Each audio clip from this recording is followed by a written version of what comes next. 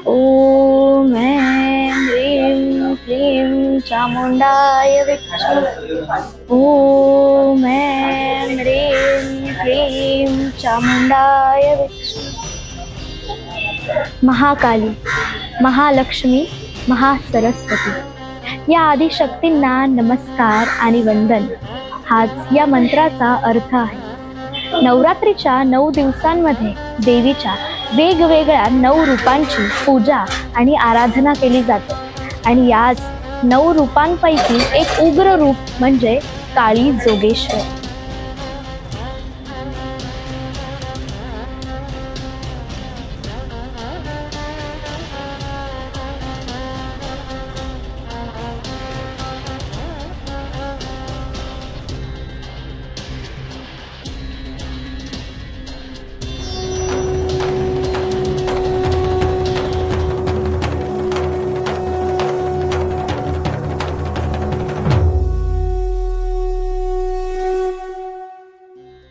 नमस्कार मंडळी, मी साक्षी पांचाळ स्वागत करते न्यूज अनकटच्या आदि माया अंबाबाई साऱ्या दुनियेची तू गाई नवरात्री विशेष या कार्यक्रमात। आणि आज आपण आलो आहोत पुण्यामध्ये स्थित असलेल्या बुधवार पेठ येथे दगडूशेठ हलवाई श्री दत्त मंदिर याच्या अगदी उजव्या बाजूलाच असलेलं श्री काळी जोगेश्वरी मंदिर। जर तुम्ही याचं लोकेशन पाहिलं तर हे दत्त मंदिराच्या अगदी उजव्या बाजूला असणारं हे मंदिर पुणे शहरासारख्या गजबजलेल्या शहरामध्ये श्री काळी जोगेश्वरी नावाचं हे मंदिर आहे। हे फार कमी लोकांना माहिती आहे। पुण्यामध्ये तांबडी जोगेश्वरी माता मंदिर आहे। त्या मंदिराचं दर्शन घ्यायला अनेक भक्तजन जातात, पण पुण्यामध्ये काळी जोगेश्वरी सुद्धा आहे हे फार कमी लोकांना माहिती आहे। आणि आजच्या भागात आपण दर्शन घेणार आहोत काळी जोगेश्वरी या मातेचं।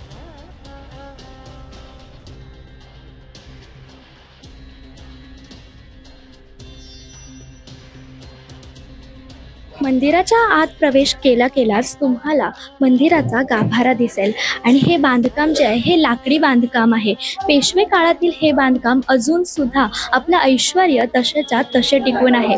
नवरात्री उत्सवात इथे विशेष सजावट केली जाते।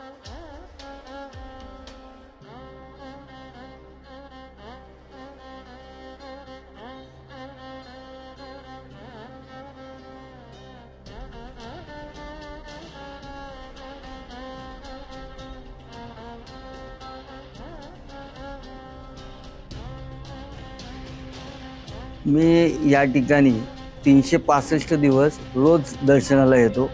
हे जुने पुणे शहर आहे जे छत्रपती शिवाजी महाराजांनी सोन्याचा नांगर फिरवून व बाजीराव पेशव्यांनी आटकेबार झेंडा नेऊन हे जे वसवलेलं आहे। 16 पेठ हे जुन्या पुणे शहर जे जुनं पुणे होतं हे 16 पेठांचं होतं। आणि ह्या ठिकाणी असणारी ही जी सगळी मंदिरं आहेत या मंदिराची माहिती माझ्यासारखे या पेठांमध्ये जे वाढलेले आहेत त्या सर्वांना आहे। माझ्याबरोबर शेकडो लोक या ठिकाणी नवरात्र उत्सवामध्ये तर या ठिकाणी दर्शनाला येणाऱ्यांची संख्या आहे। आता मंदिराचा इतिहास पाहायला गेलं तर या मंदिराची स्थापना कधी झाली याबद्दल काही निश्चित माहिती तर नाहीये, पण हे मंदिर 200 काळाहून जुनं आहे अशी माहिती इथले जाणते सांगतात। पेशवे काळातला दफ्तरात सुद्धा या मंदिराची स्थापना झाली आहे अशी माहिती आढळून येते। 1909 या सालामध्ये या मंदिराची स्थापना ही सरदार रास्ते यांनी भिडे कुटुंबियांकडे दिली आणि आजच्या काळात सुद्धा भिडे कुटुंब या मंदिराची देखभाल करतात आणि इथली व्यवस्था देखील तेच पाहतात। नवरात्रातले 9 दिवस जे आहेत ते भिडे कुटुंबीय पूर्ण त्याचा म्हणजे काय म्हणतात पूर्ण धार्मिक पद्धतीने कंप्लीट करतो आम्ही प्रोसेस। आणि या 9 दिवसांमध्ये पूर्ण देवीला विद्युत रोषणाई असते, त्याच्यानंतर फुलांनी सजवलेलं असतं। त्याच्यानंतर दर दिवशी देवीला एक वेगळं वाहन असतं। या वेगळ्या वाहनाचा अर्थ असा आहे की देवीची अनेक रूपं आहेत, तर ती रूपं दाखवण्याचा आम्ही प्रयत्न करतो। आणि म्हणजे उदाहरणार्थ अष्टमीला कमळाचं वाहन असतं, त्याच्यानंतर वाघेश्वरी आहे तर त्यामुळे वाघ म्हणून एक वाहन असतं। असे प्रत्येक टाईपची वाहनं आम्ही देवीला आम्ही हे करतो। त्याच्यानंतर सकाळपासून आम्ही आरती असते, पूजा अर्चा आरती, त्याच्यानंतर अनेक भजनं असतात। त्याच्यानंतर ढोल ताशा असतो, त्याच्यानंतर वाजंत्रीवाले असतात. असं दिनचर्या पूर्ण रात्री 12पर्यंत आमचा दिवसभर चालू असते. मंदिराच्या सभा मंडपामध्ये 3 विशिष्ट अशी मंदिरं आहेत. त्यामधलं पहिलं म्हणजे श्री काळ भैरवनाथाचं मंदिर. काळी जोगेश्वरी ही श्री काळ भैरवनाथाची पत्नी मानली जाते.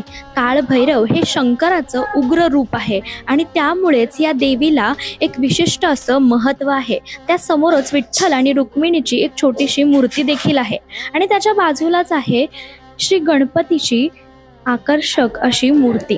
देवीच्या मूर्तीसमोर श्री गणपतीची मूर्ती असणं हे फार कमी मंदिरांमध्ये पाहायला जातं. महाराष्ट्रामध्ये तर फक्त 2 मंदिरांमध्येच अशी विशिष्ट सजावट आपल्याला पाहायला मिळते, ज्यामध्ये देवीच्या समोरच गणपतीची मूर्ती असते. पहिलं म्हणजे कोल्हापूरमधली महालक्ष्मीचं मंदिर आणि दुसरं म्हणजे पुण्यामध्ये स्थित असलेलं काळी जोगेश्वरी माता मंदिर. या मंदिराच्या अगदी मूर्तीच्या समोरच श्री गणेशाची ही मूर्ती आहे आणि त्याच्या बाजूलाच आहे शिवलिंग.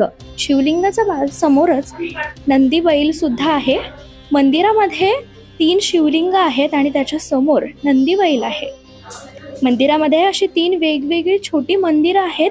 ते पाहून मन अगदी प्रसन्न होऊन जातं आणि मंदिराचा जो गाभा आहे तो अगदी सुंदर दिसतो.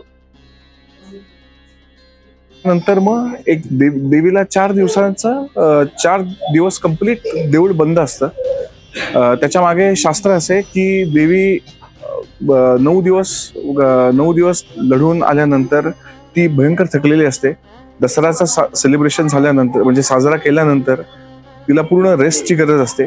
तर त्याच्यानंतर कोजागिरी जेव्हा असते तर कोजागिरीला पहिलं स्थान येतं आणि मग कोजागिरीपासून मग पूर्ण आपलं रुटीन मंदिर आपलं ओपन चालू होतं. मंदिराच्या परिसरातच मंदिराच्या उजव्या बाजूला आहे श्री दत्ताचं एक छोटं मंदिर. श्री दत्त हे औदुंबर म्हणजे मंदिरात असलेलं पहिलं स्थान. हे मंदिर एका छोट्याशा देवघरात आहे आणि ते अत्यंत सुंदर असं आहे.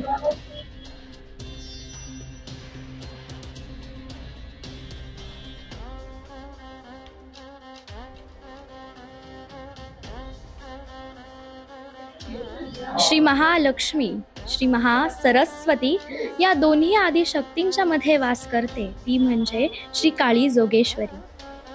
नवरात्री उत्सवात देवीच्या दर्शनाला पुण्यातील इतर देवीच्या मंदिरांमध्ये फार गर्दी असते. काळी जोगेश्वरी या मंदिरात सुद्धा अनेक भक्त मंदिरामध्ये देवीच्या दर्शनाला येतात. या गर्दीच्या प्रवासामध्ये तुम्ही काळी जोगेश्वरी म्हणजे सर्वांची मनोकामना पूर्ण करणारी ही देवी, या देवीच्या दर्शनाला आवर्जून यायचं.